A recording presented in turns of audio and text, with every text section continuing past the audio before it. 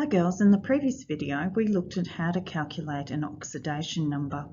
Remember, an oxidation number is where we assign a charge to every species based on their electronegativity. In this video we're going to look at how to use those numbers.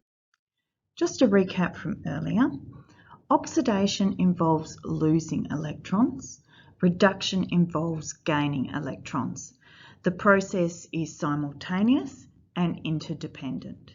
So if we're using our oxidation numbers to identify redox, if an oxidation number goes up in value, so it increases, that means that you have lost electrons. So therefore we have oxidation.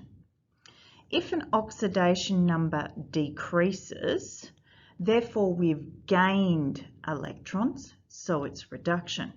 Let's have a look at this particular example. Copper, being an element, has an oxidation number of 0.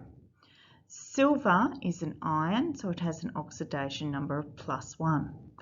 Copper is an ion, has an oxidation number of +2. And silver as an element has an oxidation number of 0. So what you can see here is that copper has gone from 0 to +2. So it's gone up in oxidation number, so it's oxidation. It's actually lost electrons. And the silver ions have gone from +1 to 0.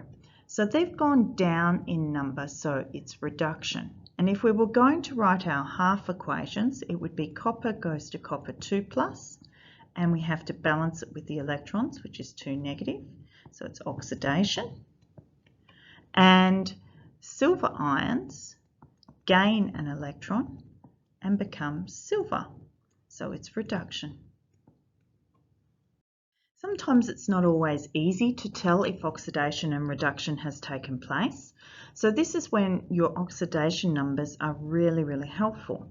So what we do is we go through and assign oxidation numbers. Now I always start by assigning the number to the values I know first. So oxygens are -2.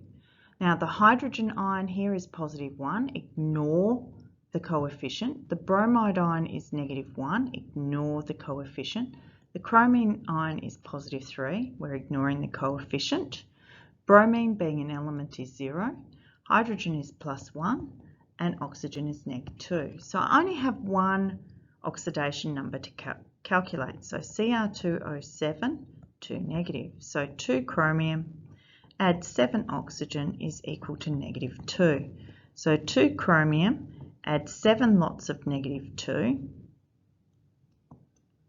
is equal to -2. So 2 chromium take 14 equals -2.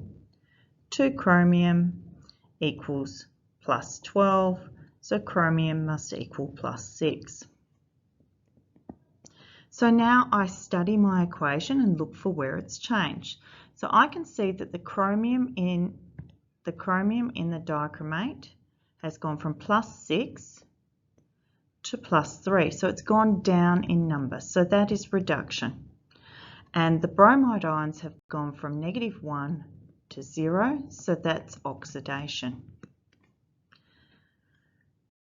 Let's look at the next example. Here we have barium is an ion, so it's +2. The oxygen in this ion is -2. The barium sulfate, barium is an ion, so it's +2. Oxygen is -2, so I only have to calculate my sulfur in the sulfate ion.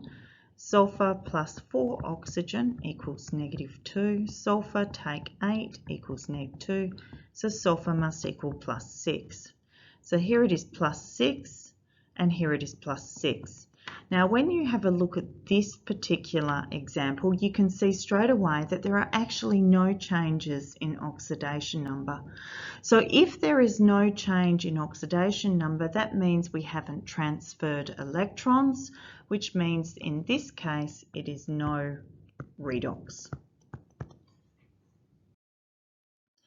In this particular example with hydrogen peroxide, the oxygen in the hydrogen peroxide is an exception. So instead of having an oxidation number of -2, you have an oxidation number of -1. and the hydrogen in the peroxide is +1. In the water, the hydrogen is +1 and the oxygen is -2. In oxygen, because it's an element, the oxidation number is 0. Now this is a really interesting example because the oxygen in the peroxide goes from -1 to -2 in the water, and the oxygen in the peroxide goes from -1 to 0 in the oxygen. So in the first one, peroxide to the water, because it's gone down in oxidation number, it's reduction.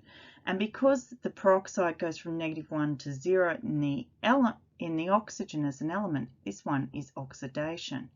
Now in this situation, this process is called disproportionation, or what that means is self-redox.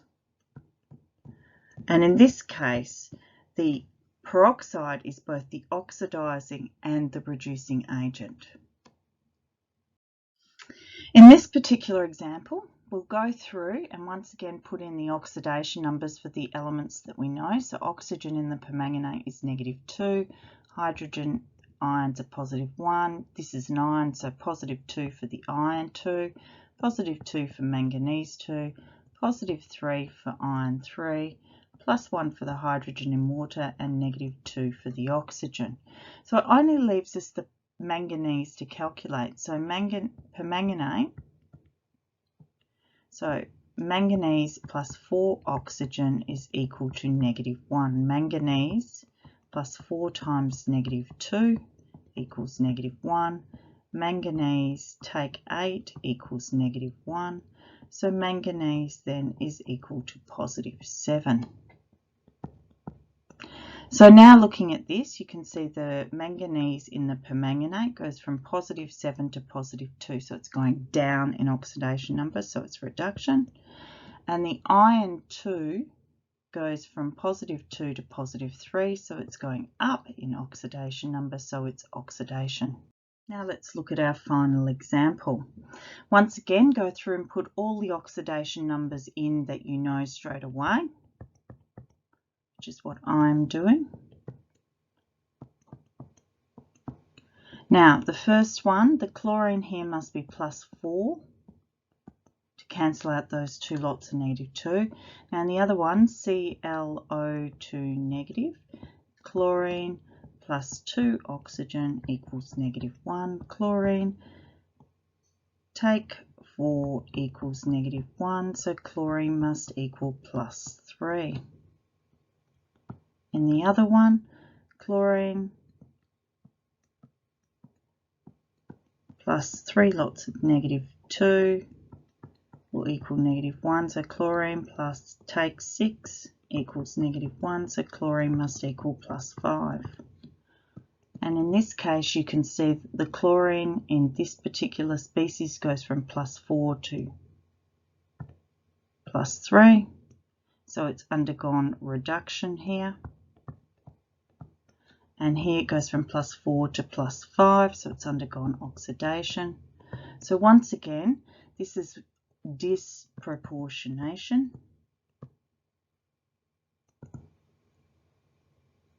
or self-redox, because this species is doing both oxidation and reduction. I think it's time for you to try some yourself. So go to the OneNote redox balancing and oxidation numbers. So in the first section, you'll have to calculate oxidation numbers. In the second section, you'll have to use the oxidation numbers to determine if redox is taking place, and then try STOA set 18. Good luck.